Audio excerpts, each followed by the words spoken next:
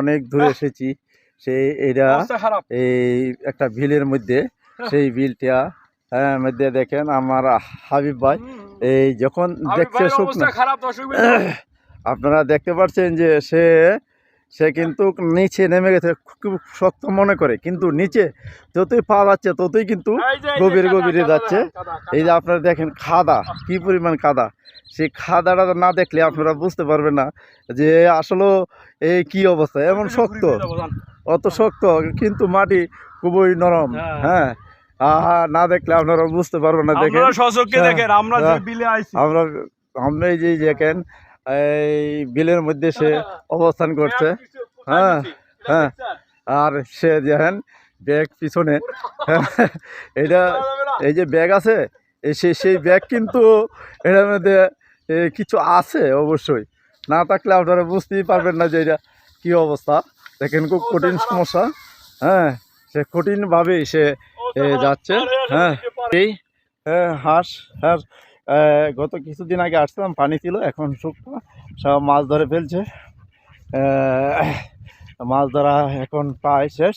হ্যাঁ, সেই বিলের মধ্যে এখন আমরা এই দেখেন হাবিব ভাই খুব কষ্টে আছে। সে একটা মনে করেন যে যারা এই কচ্ছপ যারা খুঁজে, হ্যাঁ কচ্ছপ খুঁজে যারা, সেরকম অবস্থায় আছে আর কি, তাকে সেরকম বোঝা যায়। হ্যাঁ, কচ্ছপ খোঁজার মতন। হ্যাঁ, আর কিছু বলবো, এখন একটু কলতা সেতু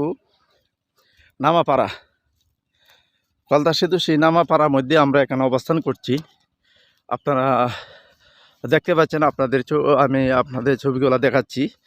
আর এই যে দেখেন সামনে একটা খাল, সেই খালটা এখন শুকাইতেছে মাছ ধরার জন্য, এবং মাছ কিন্তু ধরতেও আছে।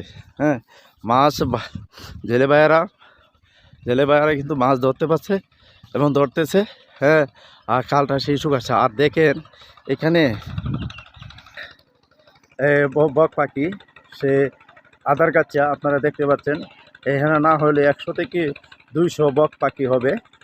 এটা কলতা সেতু নামাপাড়া, সে একটা খালের মধ্যে, খালটা অনেক বড়। আর দেখেন আপনারা এই যে পাখিগুলা আপনারা না দেখলে আপনারা বুঝতে নিচ্ছি। দেখেন, হ্যাঁ, অনেক বক পাখি। জেলে ভাইয়ারা কিন্তু ওই যে খুব কষ্ট করে তারাও কিন্তু মাছ ধরতেছে। এই যে দেখেন বিল এটা শুকাচ্ছে।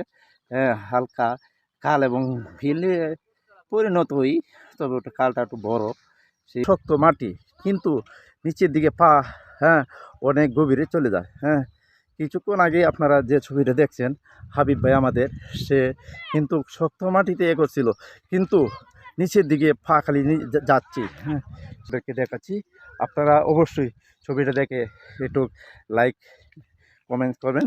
হ্যাঁ, এই যে দেখে আমি নিচের দিকে চলে যাচ্ছি, মাটি উপরে শক্ত কিন্তু নিচে খুব নরম। আর ভিডিওটা আপনারা শেষ পর্যন্ত দেখবেন।